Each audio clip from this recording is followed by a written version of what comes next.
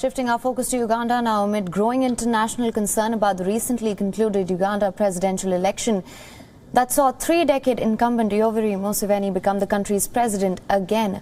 Opposition leader Bobi Wine says he is now worried for his life. Bobi Wine took to Twitter to speak about the continued intimidation that he's being subjected to at the behest of the country's military and police. He tweeted, and I'm quoting here, "Heavily armed military and police have once again raided our party offices in Kampala.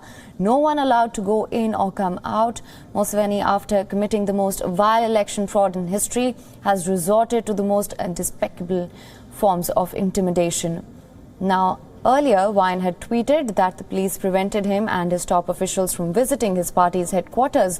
One of his top party officials was also arrested and allegedly assaulted by the soldiers. As the opposition prepares to challenge President Yoweri Museveni's election victory, Bobi Wine and his wife have been put under house arrest. The singer-turned-politician's Twitter account shared the images of military deployment outside his house. On Saturday, protests broke out in two areas of the Ugandan capital of Kampala. Right after the election results were announced, security forces killed 2 people and arrested 23. A nationwide internet blackout has slowed down the flow of information. Remember, incumbent President Museveni won with close to 59% votes. Bobi Wine trailed with 35% votes, and the United States and Britain have called for investigations into reports of fraud. And the election campaign was also marred by malpractices, crackdowns, and intimidation. A member of Bobi Wine's National Unity Party said, and I'm quoting here, "We have evidence of ballot stuffing and other forms of election malpractice, and after putting it together, we are going to take measures that the law permits to challenge this fraud." In the Ugandan election victory speech, Museveni has said that his government would deal with anyone who disputed peace in the country. He also said that this was the most cheating-free election since 1962. Now, Bobi Wine's party, on the other hand, claims that he and his wife have not been able to leave their home as it is surrounded by soldiers. Museveni has led Uganda since 1986 and still has support among some in Uganda for bringing stability. He's also one of Africa's longest-serving leaders. Museveni was involved in the war that deposed the former Ugandan president, who had ruled from 1971 to 1979. Everybody shouted hallelujah. No. And for more on this, we are now being joined by Hilary Ayasiga from Kampala. Thank you so much for joining us. What can you tell us about the situation on ground? From what we know as of now, Bobi Wine and his wife have been put under house arrest. What can you tell us about that?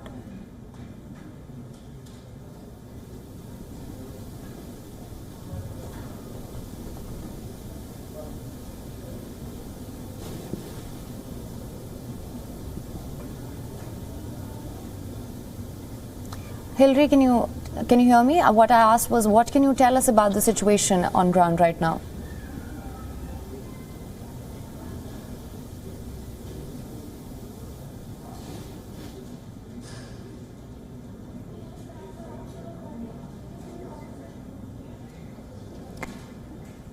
Just to let our viewers know once again, amid growing international concern about the recently concluded Ugandan presidential election that saw three-decade incumbent Yoweri Museveni become the country's president again, opposition leader Bobi Wine says that he's now worried for his life.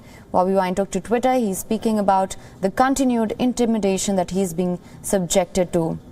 He tweeted, and I'm quoting here, "Heavily armed military and police have once again raided our party offices in Kampala.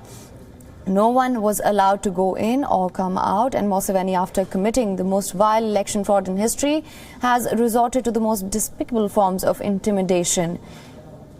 Wine had also tweeted earlier that police prevented him and his top officials from visiting his party's headquarters in Kampala. One of his top party officials was also arrested and was also allegedly assaulted by the soldiers. Now, as the opposition is preparing to challenge President Yoweri Museveni's victory, Bobi Wine and his wife have been put under house arrest. Now, the singer-turned-politician's Twitter account shared the images of military deployment outside his house. Also, as we mentioned earlier, on Saturday, protests broke out in two areas of Ugandan capital of Kampala right after the election results were announced, and security forces killed 2 people and arrested 23 others. A nationwide internet blackout has slowed down the flow of information from Uganda. Remember, incumbent President Museveni won with close to 59% of the votes, and Bobi Wine trailed with 35% of the votes.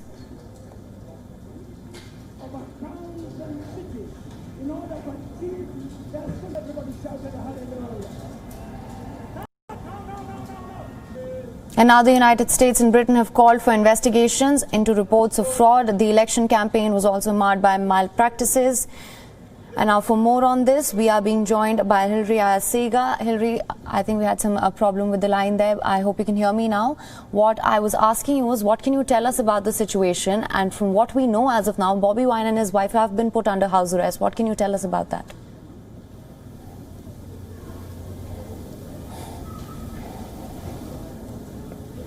Yes, exactly. What is happening here is that the situation is calm. The president definitely won by 58% against the 38.8% against Bobi Wine. But what we are not seeing here is that we haven't seen major celebrations here in the city, because the president won in other regions, not here in the capital Kampala, in central region. So what we are seeing is that there is tight security.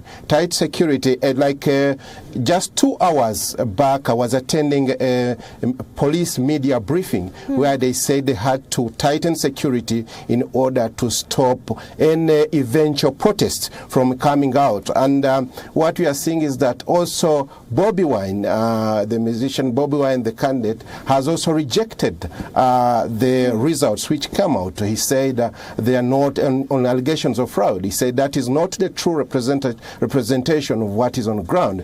And what he plans to petition the courts of law. As he plans to petition of the courts of law, he has also now suffered a setback. Just a few hours ago, police had to raid his offices, party offices, and that caused some bit of arrest and delay in terms of collecting the evidence to show his position, where he claims allegations of fraud here and there. And so that is the situation now. And also there is a bit of restriction of movement where he is, where police says we are restricting his movement not to incite the public against the outcome of the election. Okay, and also could you tell us about the internet blackout? It has slowed down the flow of information.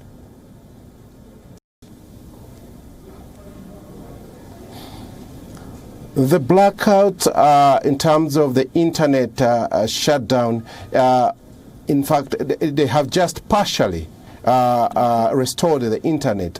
This blackout, we are saying that many people out there were affected. Indefinitely, there's transmission. There's that doubt, which was the shadow of doubt, which was cast on terms of relaying results, and people are reacting to that now, saying they are coming out, posting all sorts of things, and they want to get the actual thing. But what the authorities are telling them is that the only avenue you have now is to petition the courts of law. All right, but you also mentioned this earlier. A member of Bobi Wine's party has also said that they have evidence of electoral fraud. What can we expect in that regard? Will there be some sort of an investigation now?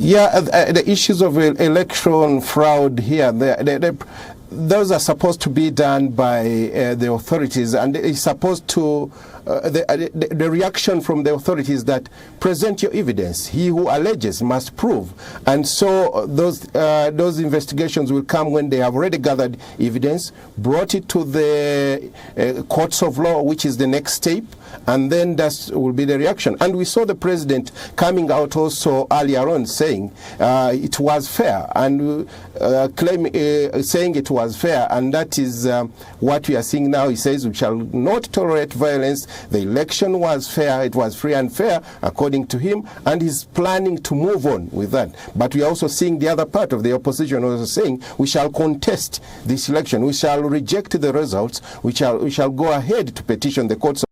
But we have seen in the past, in the previous election, going to the courts of law, there are also those challenges out there. in terms of where they say prove beyond reasonable doubt that there were these allegations of fraud are clear, and where we have declaration of forms of results where they are being taken over by the authorities from the opposition, it becomes hard for the opposition to prove that here is our evidence. The authorities come and take over the computers where they have all data, get all the information from the opposition, disarm them, and that becomes a challenge for them to petition the courts of law with clear evidence. All right, Hiryasika, thank you so much for joining us with all those details. WION is now available in your country. Download the app now. Get all the news on the move.